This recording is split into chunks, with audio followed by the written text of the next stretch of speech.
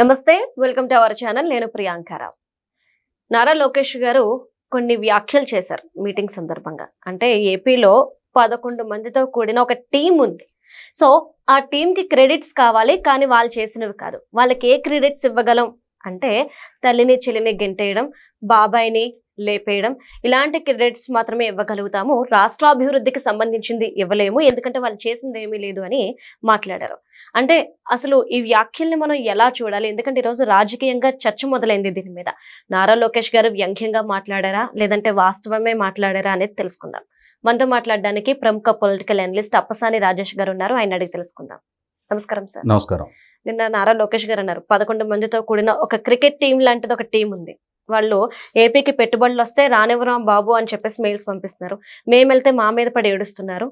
వాళ్ళకి క్రెడిట్స్ పోను, మేము తీసుకొస్తే మా క్రెడిట్స్ కూడా వాళ్ళకే తీసేసుకుంటున్నారు. మేము వాళ్ళకి ఏ క్రెడిట్స్ ఇవ్వాలి అనే దాని మీద ఒక స్పష్టత ఇచ్చారు. దీనికి మీరు ఏమంటారు?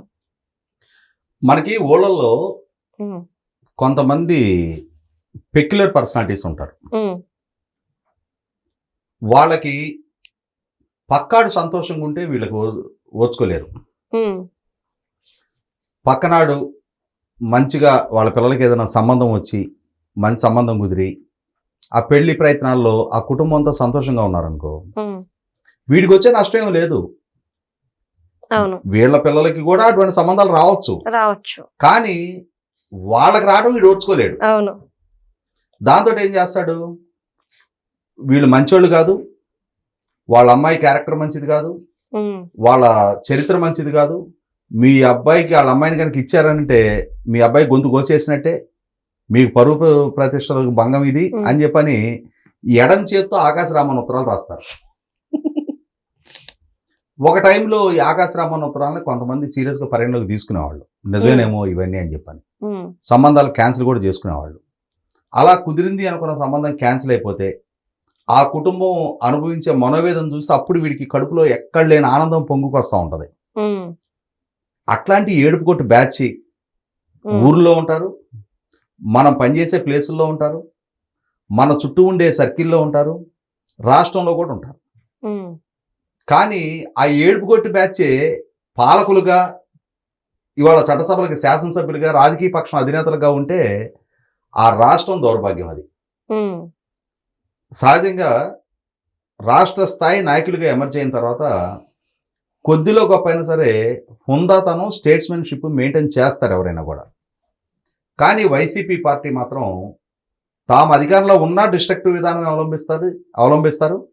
తాము ప్రతిపక్షంలో ఉన్నా కూడా వాళ్ళు ఎంచుకునే విధానం ఒకటే, కూల్చు, కాల్చు, రద్దులు చేయి, అంతే తప్ప నిర్మాణం చేయి, చెట్లు పెంచు, లేదు ఏదైనా ప్రారంభాలు శంకుస్థాపనలు చేయి.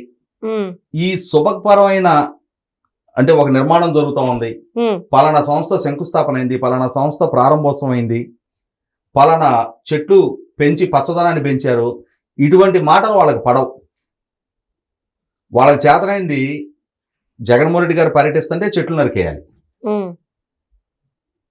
రాజధాని పనులు కొనసాగుతుంటే ఆ పనులు స్తంభింపజేసి ఆ భవనాల్లో గబ్బిలా తిరిగేది చేయాలి, అక్కడ అడవిని పెంచాలి, కొండ చెరువులు పారేలాగా తయారు చేయాలి, పోలవరం టెండర్లు రద్దు చేయాలి, పోలవరం భవిష్యత్తు అగమగోచరంగా మార్చాలి, చంద్రబాబు నాయుడు గారు ఏదైనా పారిశ్రామిక ఒప్పందాలు చేసుకుంటే వాటిని రద్దు చేయాలి,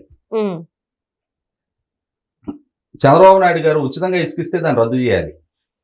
అంటే డిస్ట్రక్షన్ డిస్ట్రక్షన్ డిస్ట్రక్షన్ వాళ్ళకి చేతనైంది అదే. అంతే తప్ప కన్స్ట్రక్టివ్ అనే ఆలోచనలు కూడా, ఆ రకమైన సలహాలు కూడా వాళ్ళకి వినవు. మనకి చెప్తారు కదా గాంధీ గారు, చెడు వినకు, చెడు చూడకు, చెడు మాట్లాడుకు అని చెప్పని. అట్లాగే వీళ్ళకి మీరు మంచి రాజకీయం చేయండి, మీరు నిర్మాణాత్మకమైన విమర్శలు చేయండి, మీరు నిర్మాణాత్మకమైన సూచనలు చేయండి అని చెప్పని ఎవరైనా చెప్పారంటే వీళ్ళకి ఎక్కడ లేని కోపంతో అనుకుంటూ వస్తుంది. మనకి చెప్తారు కదా, దేవుడు ఉంటాడు, సైతాన్ ఉంటుంది. సైతాన్ దగ్గరికి వెళ్ళి దేవుడిని స్తుతిస్తూ ఏదైనా పాట పాడితే ఎక్కడలేని కోపం వస్తుంది సైతానికి అని చెప్పి. అట్లాగే ఈ పార్టీ ఎంచుకున్న విధానం డిస్ట్రక్షన్. కాబట్టి అదే అంశాన్ని ప్రస్తావిస్తూ లోకేష్ గారు నిన్న జూరిచ్లో జరిగిన సమావేశంలో తెలుగు డయాస్పరాతో జరిగిన సమావేశంలో రాష్ట్ర రాజకీయాల గురించి, రాష్ట్రంలో వైసీపీ అనుసరిస్తున్న విధానాల గురించి ప్రస్తావిస్తూ ఆయన ఈ అంశం చెప్పారు. అంటే వాళ్ళకు వచ్చిన 11 సీట్లని ప్రస్తావిస్తూ ఏడుపు కొట్టు 11 బ్యాచ్ ఒకటి ఉంది అని చెప్పి ఇక్కడ కొన్ని ఎగ్జాంపుల్ చెప్తాను నేను. చంద్రబాబు నాయుడు గారు అమరావతి రాజధాని నిర్మాణాన్ని సంకల్పించారు. ఆ నిర్మాణపు తీర్మానాన్ని అసెంబ్లీలో జగన్మోహన్ రెడ్డి అండ్ పార్టీ కూడా ఆమోదించింది. ఆమోదించిన తర్వాత చంద్రబాబు నాయుడు గారు అమరావతి పనులు వేగవంతం చేస్తూ ఆయన ప్రపంచ బ్యాంక్ నుంచి లోన్కి అప్లై చేశారు. ప్రపంచ బ్యాంకు ప్రతినిధి బృందం వచ్చి ఇక్కడ పర్యటించి లోన్ ఇవ్వాలని చెప్పని ఇన్ ప్రిన్సిపల్ యాక్సెప్టెన్స్ ఇచ్చి వెళ్ళారు వాళ్ళు. కానీ వైసీపీ అండుకో ప్రపంచ బ్యాంకుకి మెయిల్స్ పెట్టారు. చంద్రబాబు నాయుడు గారి ప్రభుత్వం ఇక్కడ భూ సమీకరణలు అన్ని అవకతవకలకు పాల్పడుతుంది, అరాచకాలు చేస్తూ ఉంది, బెదిరించి దౌర్జన్యంగా భూములు తీసుకుంటా ఉంది, కాబట్టి ఈ ప్రాజెక్టుకి మీరు లోన్ ఇవ్వద్దు అని చెప్పారు. ఇవాళ రాష్ట్రానికి ఒక రాజధాని నిర్మాణం జరిగితే 2019 నుంచి 24 దాకా పరిపాలన చేసిన జగన్మోహన్ రెడ్డి కూడా పాలన అక్కడి నుంచే చేశాడు కదా. మరి కానీ చంద్రబాబు చేతి మీదుగా రాజధాని నిర్మాణం చేయడానికి వీల్లేదు. సరే, చంద్రబాబు చేతి మీదకి చేయడానికి వీల్లేదు, తర్వాత నీకు అవకాశం దక్కింది, నువ్వేమైనా చేయగలిగావా? అంటే తను చెయ్యలేడు, ఎదురు వాళ్ళు చేస్తే ఓర్చుకోలేడు. మనకు ఒక నానుడి చెప్తారు పెద్దలు, మా వాళ్ళు 2 లోపాలు ఉన్నాయండి, వాడికి ఏమీ తెలియదు, ఎవరైనా చెప్తే వినుకోడు, ఈ 2 తప్పితే మిగిలినవి బాగానే ఉంటాయి అంటారు. వాడికి ఏ మంచి తెలియదు, అట్లా కాదురా ఇట్లా నడవాలి అని చెప్పానంటే వినుకోడు, ఇక మిగిలినవన్నీ మంచే, ఇంకా మిగిలిన ఏముంటాయి మంచి. వైసీపీ పార్టీ కూడా అంతే, వాళ్ళకి అభివృద్ధి చేయడం చేత కాదు, చేసేవాళ్ళని చూస్తే ఊరుకోరు. చంద్రబాబు నాయుడు గారు ఈ మధ్య ఒక ట్వీట్ పెట్టారు.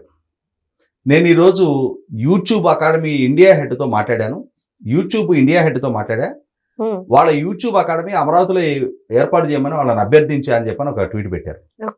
వెంటనే వైసీపీ ముఠాలు రంగంలోకి దిగిపోయినాయి. ఆ యూట్యూబ్ వాళ్ళకి ట్యాగ్ చేస్తూ వీళ్ళు ట్వీట్లు పెట్టారు. అమరావతి ముంపు ప్రాంతం, అమరావతిలో మహిళలకు రక్షణ లేదు, ఇక్కడ కనుక మీరు మీ అకాడమీ ఏర్పాటు చేశారు అని అంటే అయితే మీ సంస్థ మునిగిపోద్ది, లేదు అని అంటే మీ సంస్థకి వచ్చే ఉద్యోగులు, మహిళా ఉద్యోగులకి ఇక్కడ రక్షణ లేదు, మీరు హైదరాబాద్లో పెట్టుకోండి అని చెప్పని వీళ్ళకి ఉచిత సలహా కూడా ఇచ్చారు. పైగా అంటే ఇలా రాజకీయానికి ఆంధ్రప్రదేశ్ కావాలి, వీళ్ళకి పదవులు దక్కడానికి ఆంధ్రప్రదేశ్ కావాలి, వీళ్ళ దోపిడీకి ఆంధ్రప్రదేశ్ కావాలి, కానీ ఆంధ్రప్రదేశ్లోకి ఏదైనా సంస్థ వస్తే హైదరాబాద్ కానీ బెంగళూరు కానీ బొమ్మని వీళ్ళే మెయిల్స్ పెడతా ఉన్నారు.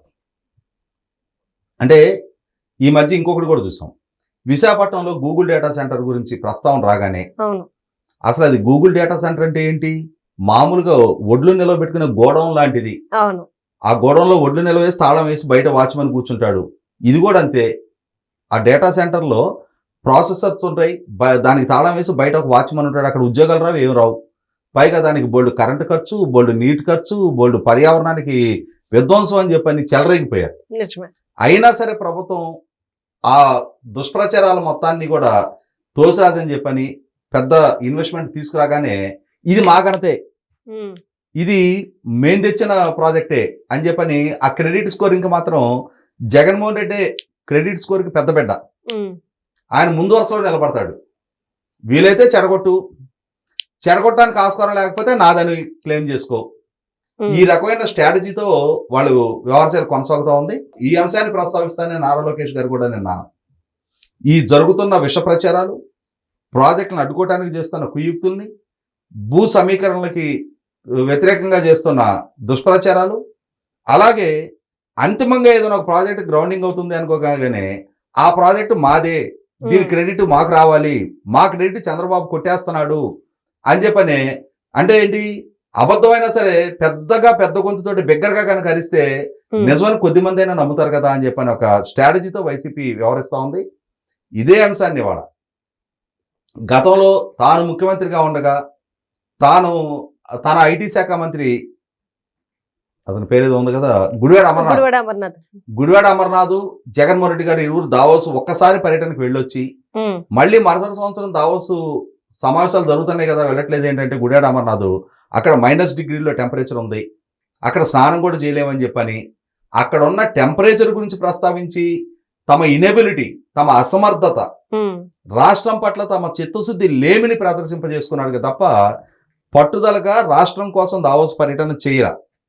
అదే అదే వాతావరణంలో ఇవాళ చంద్రబాబు నాయుడు గారు వీళ్ళకన్నా చాలా పెద్ద వయసులో మరి ఆయన ఎటువంటి థర్మల్ ప్రొటెక్షన్ లేకుండానే ఇవాళ 76 సంవత్సరాల వయసులో ఆయన అక్కడ పర్యటిస్తూ ఉన్నారు. అవిశ్రాంతంగా కేవలం 3 రోజుల్లో 36 ప్రోగ్రామ్స్లో పార్టిసిపేట్ చేస్తూ ఉన్నారు. ఆయన ప్రతి క్షణం రాష్ట్రానికి ఏ సంస్థను రప్పించాలా, ఏ పెట్టుబడి రప్పించాలా, తద్వారా ఎంతమందికి ఉపాధి కల్పన చేయాలా, తద్వారా ఎంత సంపద సృష్టి జరగాలి, ఎంత ప్రభుత్వానికి ట్యాక్స్ రెవెన్యూస్ రావాలన్న కోణంలోనే ఆయన ఒక ఆరోగ్యకర రాజకీయాన్ని కొనసాగిస్తున్నారు. ఒక అనారోగ్య రాజకీయాన్ని కొనసాగించే వైసీపీ పార్టీ మాత్రం ఈ క్రెడిట్ క్లెయిమ్లు, అలాగే ప్రభుత్వ ప్రయత్నాలకి గండికొట్టే ప్రయత్నాలు, వీటిలో నిమగ్నమై ఉంది. వీటిని ప్రజలు కూడా పరిగణలోకి తీసుకున్నారు కాబట్టి 151 నుంచి 11కు పరిమితం చేశారు. అయినా సరే తమ వైఖరిలో మార్పు లేకుండా ఇదే విధ్వంసకర విధానాలు కనుక ఇంకా కొనసాగించినప్పుడు అంతిమంగా రేపటి రోజున ఈ 11 కూడా దక్కవేమో అనే పరిస్థితులకి వాళ్ళకి వాళ్లే సృష్టించుకుంటా ఉన్నారు. Right. Thank you so much sir.